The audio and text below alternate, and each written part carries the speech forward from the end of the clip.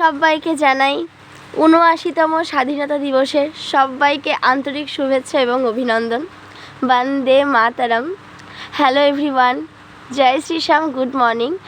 আমি শ্রেয়া, তোমাদের সবাইকে ওয়েলকাম করছি একটা সুন্দর একটা ভিডিওতে। সো দিনটি ছিল 15ই আগস্ট। 15ই আগস্টের দিন সকাল সকাল আমি দিদিভাইয়ের কাছে একটা জোরে বকা খেয়েছিলাম, যেহেতু আমার মডেলিংয়ের প্র্যাকটিসটা ঠিকঠাকভাবে হচ্ছিল না এবং আমি কেঁদেও দিয়েছিলাম এবং রাগ করে আমি ঘরে গিয়ে চুপচাপ বসেছিলাম।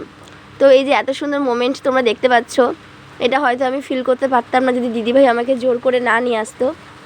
সো এটা হচ্ছে আমার দিদিভাই যেই স্কুলে জব করে, তো সেই স্কুলের দৃশ্য, এত সুন্দর একটা দৃশ্য, বিশ্বাস করো দিদিভাই যদি আমাকে এখানে না নিয়ে যেত তাহলে হয়তো আমিও মিস করতাম এবং আমিও তোমাদের সাথে শেয়ার করতে পারতাম না।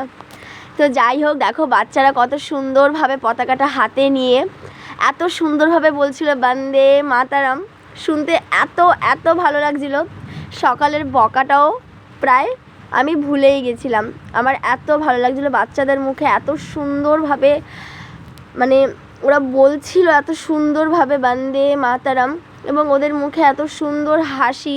ওরাও যে বুঝতে পেরেছে আজকে দিনটাতে আমাদের দেশ স্বাধীনতা পেয়েছিল, আমার সত্যি খুবই ভালো লাগছিল। তো চলো আর বেশি কিছু বলবো না, সেই বাচ্চাদের মুখ থেকেই আমি তোমাদেরকে শোনাবো যে ওরা কত সুন্দরভাবে বলছে, তোমাদেরই মানে শুনে এত ভালো লাগবে। তো চলো তোমরা শুনে নাও।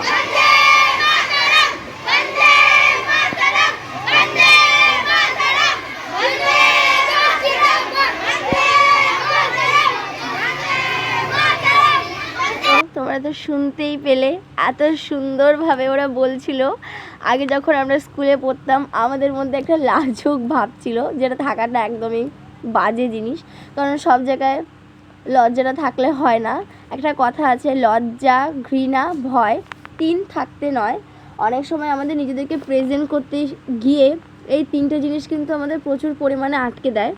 তো আমি মনে করি যে বাচ্চাদের এই তিনটে জিনিস সরিয়ে দেওয়া উচিত, অন্তত যেই জায়গাটাতে ওদেরকে নিজেদেরকে রিপ্রেজেন্ট করতে হবে, আমি মনে করি।